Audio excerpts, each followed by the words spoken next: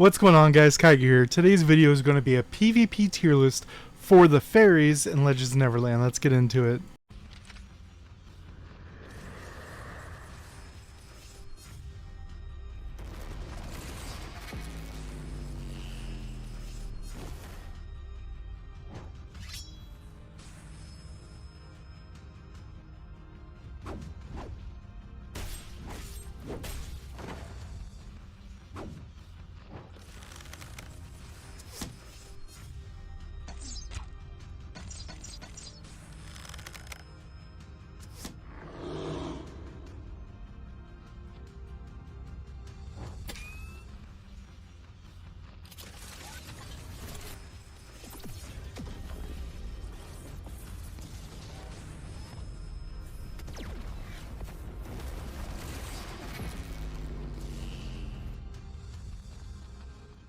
Alright guys, September 2024, we already know a new Holy around the corner, but it's been a while since I've done one of these, so I wanted to get it done. I'm doing a numbering system, very similar to what I did with the characters, doing the same game modes. So for here, PvP, we're looking at Burning Soul Battle, Top League, Crystal Battlefield, and Shrine Peak. Not the Shrine Knockout rounds, but the actual Peak on Saturdays. So let's start. I did Holy, Fire, Wind, Water, and Earth. So we'll do it in that direction. So starting here with the Hyatt, I'm just going to go down the list here.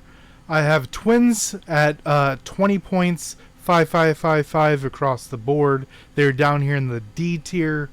Just their primary thing is damage to monsters. They do a decent amount of damage, but it isn't going to give you the big jumps that other ones would. Then we have Licorice, 7 Burning Soul Battle, 7 and Crystal Battlefield, 7 in Peak, and 6 in Top League. You can argue it could be a 5 in Top League because you're not getting anything from it besides the passive stats, which are good stats for most builds. I gave it a 7 of the other 3 game modes. It is easy to dodge, but you can do a setup fairy best paired with something like Milim, which will lock them in place, and by the time they're able to move again, they're already going to be in that Licorice shred over here in the B tier. Then we have Sakura, 9 in Burning Soul, 6 in Top League, 8 in Crystal Battlefield, 8 in Shrine Peak. Just overall very, very good up here in S tier. Then we have Laurel, 8 Burning Soul, 6 Top League, 7 Crystal Battlefield, 7 Shrine Peak. It does a pretty good AoE, which is why it scores so well in Crystal Battlefield Shrine Peak. It's just a good damage person, so that's why it's scored so high in Burning Soul. And that puts him in the A tier. Then we have Gypsophilia, 7666. Down here in the C tier, just she will do the AoE, which is kind of nice in some game modes, in some PvP game modes, but not really doing it as far as the quick battles like Burning Soul Top League, which puts in the C tier. Then we have Hibiscus, 8777. It got that 8 because of the passive, the healing, and the damage, especially for our tankier or brawler style Holy users. That's why it's up in the A tier. Then we have Mistletoe, 8788, primarily due to its barrier. If they try to get out of it with a dodge, they will still get stunned in place regardless of the invulnerability, which is why she's up here in the S tier, including you don't use the basic very often, but her damage does heal you. It will come up once in a while. Milim, 10888. Milim, very, very powerful. Her attack is actually kind of slow, but that immediate you click the button, can't move, is very, very powerful. It lets you combo with other fairies like I talked about with Licorice. Other ones will do very, very well with this, such as even Laurel right afterwards, Sakura right afterwards. Very, very powerful. As well as when you swap classes to the one including her, she will do that big 5 to 8 meter area where it does damage and also slows them. Then last is Rimuru, 6s across the board, barely above average down here in the C tier. Then on to, we did Fire next. Chestnut Rose, 4s across the board. You can argue 5s because that's average, but I believe she's a little below average in PvP, which puts her down here in the D tier. Anathria, 8s across the board, always good. Reduces healing and execute, as well as a pretty decently speed. It's not fast, it's not slow. It's kind of in that mid-range of speed for the skill. Cherry, 9 in Burning Soul, 9 in Top League, 8 in Crystal Battlefield, 8 in Shrine Peak. Way above average. Her bonus to things weak to fire doesn't really come up, but her passive to effectively give you a free rigidity is very, very strong, and her damage is above board. Rose, 7677, same numbers for Diablo. They're kind of 1A, 1B here. You can argue some are better in different ones. Diablo is better in single target. Rose is better in multi-target. Both of them kind of do a damage over time, which ignores a lot of defenses. Very, very powerful in the B tier. Ixoria, 6677, puts her squarely in the C tier. The issue here is you don't want to use her when you're at high HP. You want to use her when you're at low HP, and then she'll end up netting you HP as well as that attack boost, which a lot of classes will do a lot with, like Kakaguri, for example, or Perfect Blade. Then we have Hydra of Flames, 10799. Hydra of Flames is just busted, especially in Burning Soul battle. Her damage comes down super quick. It's really, really hard to dodge and just locks people up and does a retarded amount of damage. Dahlia, I gave it a 8s across the board. If people play around it, saving their star blessings and such, it's actually a mid, like a 6 fairy, 6 across the board, but they have to play around it. So when you're able to land it, it can tear people up very, very strong. Then I did Wind next. Camellia, 7567. She has grown in the last couple months, primarily because now you can target an area with her instead of just clicking and hoping. So her knockup is strong now that we're able to target with it. Balloon Flower, 7566. Very good in the Crystal Battlefield and Shrine Peak. Lowering defense, pulling people together. Just a decent fairy, especially if you're already doing Wind. Hyacinth, 6655. Giving you the cooldown, especially with the Wind passive where it's at right now, is just always good. He is down here in the C tier. Dandelion, 3556.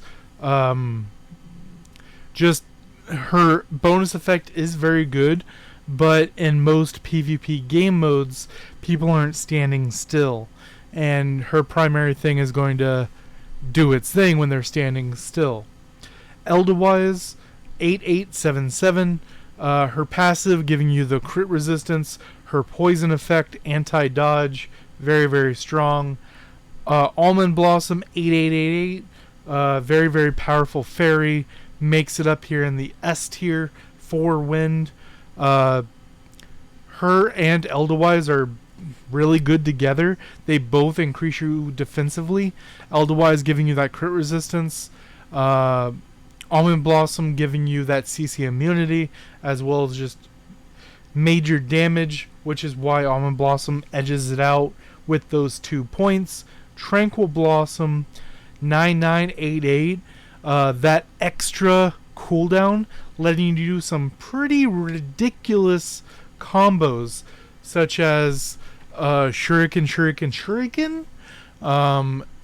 Things like Judge. You can triple tornado with this. It's just very, very powerful. Those are done. Next, onto the water. Kandok 4344. I don't think I have to talk about her. Hydra and Lotus 5455. Both of them same stats. 1A, 1B. One silences, one stuns. They both do AoE. They're both kind of quick. Viola 5444, so 2 points lower than the other two, primarily because the attack is kind of slow. The knockup isn't until the end of the animation, which hurts it a lot. Lavender 6466. It did get that nerf several months ago. So its primary use right now is Crystal Battlefield or Shrine Peak, putting someone to sleep and walking away, or letting someone else deal with them. Ikoria 8788. Anti-kill, anti-death. You can also use this as a swap team. If you think your opponent is about to burst you, Ikoria kind of fades something. As well as when you swap to her, you get the anti-knockup knockback. Blue Rose 9898. Very, very strong. She gives you bonus damage when you're high HP and reduced incoming damage when you're low HP. Very strong. Gardenia 9898. Same numbers as Blue Rose.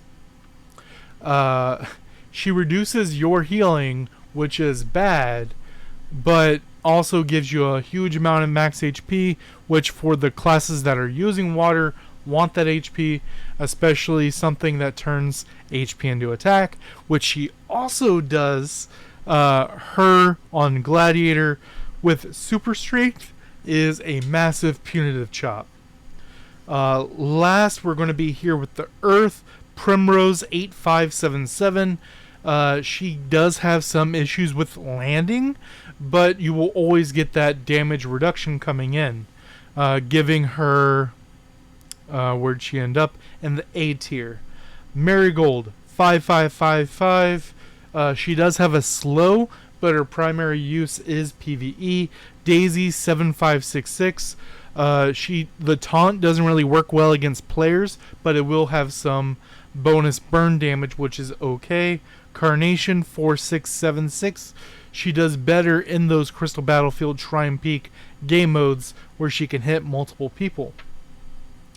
Foxglove 8877. Barely bringing him up in the S tier. Only S in comparison to other Earth fairies, but in comparison to others, she would be down here in A tier. Foxglove giving you that crit, doing high damage. Tulip 9888. She would be an S tier regardless of whoever else is up here. She gives you that gamble effect, which is very powerful, especially in PvP. Damage increase, damage reduction, then pop more on top of that, and if you kill someone, more damage. Her effect damage is relatively quick, high damage, and the swap giving you bonus stats. Let me know what you guys think down below. Till next time, guys.